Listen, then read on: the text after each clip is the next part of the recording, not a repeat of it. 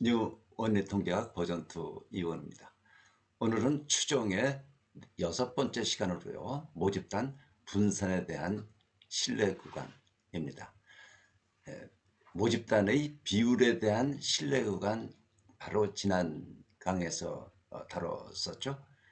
그 때와 마찬가지로 분산에 대해서도 기본은 평균에 대한 신뢰 구간에서 출발한다 생각하시고, 대상이 다르니까 다른 분포가 나오겠구나 생각하시면 되는 겁니다. 자, 분산에 대한 1-100% 신뢰 구간 추정, 모집단의 분산 시그마 제곱에 대한 점 추정량은 뭐겠습니까? S제곱이죠. 그것은 이미 우리가 최소 분산 불편 추정량이라는 비교적 긴 용어를 쓰면서 분산 시그마 제곱에 대해서는 제일 좋은 추정량이 S제곱이다. 그러니까 S제곱 가지고 점 추정하는 거죠. 그런데 이제 구간 추정을 해보자 하는 거죠. 모집단 분산 시그마 제곱에 대해 추정해보자. 모집단 분산 시그마 제곱의 가장 좋은 추정량은 표본에서 얻는 분산이다. 뭐예요? S제곱. 자유도 n-1로 나눈다 라고 그랬습니다.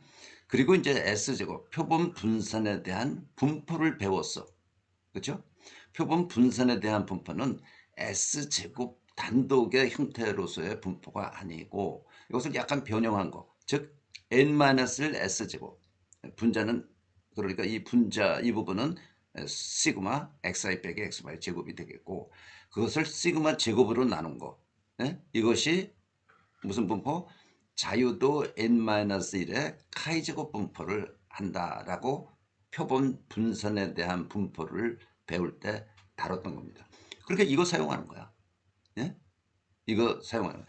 모집단의 평균 뮤에 대한 신뢰 구간 추정에서 가장 좋은 추정량 x바의 분포, 즉 x바는 정규 분포하는 거, 중심극한 정리에 의해서 했던 것과 같은 과정으로 우리는 시그마 제곱에 대한 신뢰 구간 추정도 다룬다라는 이야기죠. 자, 이쪽으로 넘어와서요. 분산 시그마 제곱에 대한 신뢰 구간도 평균이나 비율에 대한 신뢰 구간을 구할 때와 절차가 뭐 같지는 않지만 비슷하다. 비슷하다. 우선 S제곱에 대한 분포를 이용해야 되겠다. 항상 그랬죠. 평균에 대할 때는 X바의 분포를 이용했고, P에 대해서는 P 햇 표본 비율의 분포를 가지고 다뤘고, 그러면 분산에 대해서는 S제곱의 분포를 가지고 뭔가 구간을 얻어야 된다는 이야기예요. 근데 방금도 언급했지만 S제곱, 순수한 S제곱이 아니라 약간 형태를 바꾼 거, n-1 S제곱 나누기 시그마제곱, 이게 카이제곱 분포하는 거야.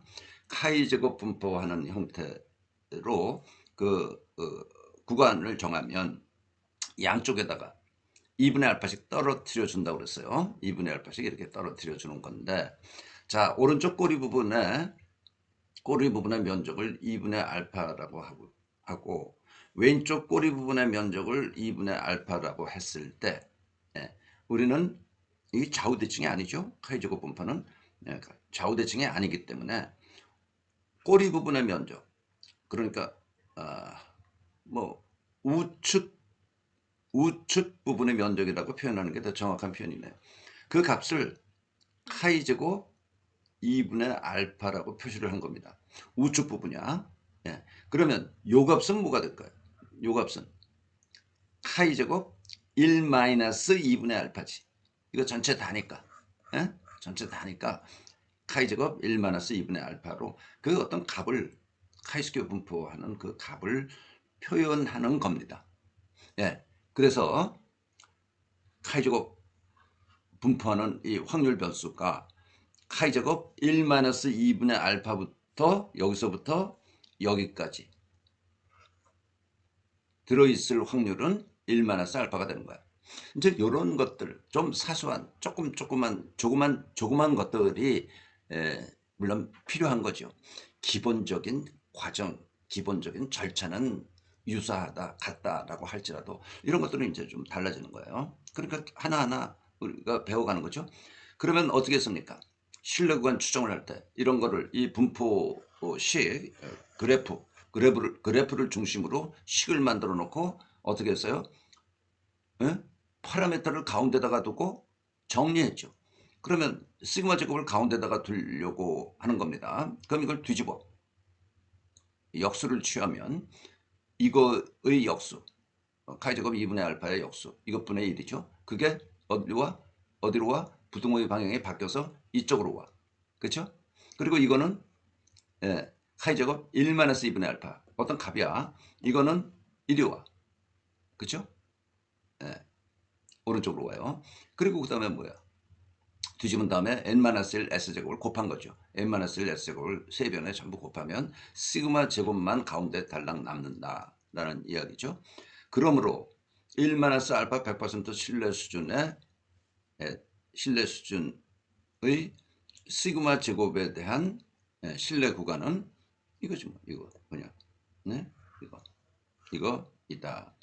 일단 뭐 이 결과나 이런 것들을 여러분들이 사실은 뭐 외울 필요는 없어요.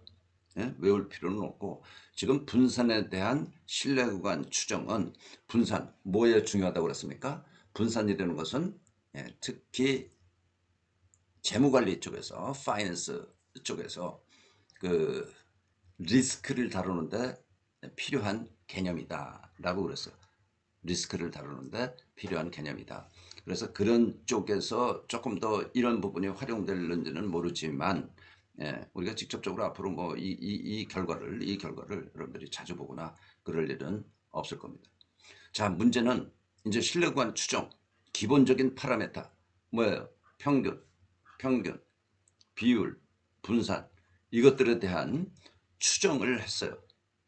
추정이라는 게 뭐고 추정량은 뭐고 또 용어상으로 추정치는 추정량의 어떤 특별한 하나의 값이고 그러니까 표본 값들 얻어진 어떤 자료 가지고 구한 계산된 추정량의 값을 추정치라고 했고요. 그리고 추정량이 갖추어야 되는 성질 중요한 게 불편성 그 다음에 효율성 뭐 이런 얘기를 했고요. 그리고 평균에 대해서 비율에 대해서 분산에 대해서 각각 특히 신뢰구간 추정에 대해서 이제 여지껏 다뤘습니다. 제일 중요한 거는 평균에 대한 신뢰구간 추정 이게 어떻게 다뤘고 예. 거기서부터 T분포라는 것이 나왔고 그런 것들은 중요합니다.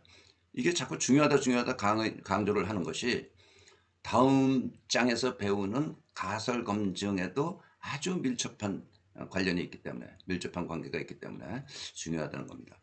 거기까지 여러분들이 제대로 이해하면 통계학 기초 이론은 전부 끝내는 거예요. 별게 없습니다. 그래서 통계학이라는 것이 이해만 하면 단순한 분야다. 그리고 이제 이 기초 이론을 가지고 뭐를 통계 분석 기법을 하나하나 배우는 거야. 근데 기초 이론을 이해하지 못하면 통계 분석 기법을 배우기도 어려울 뿐만 아니라 컴퓨터가 제공해 주는 아웃풋, 그 결과물들을 제대로 해석을 못해.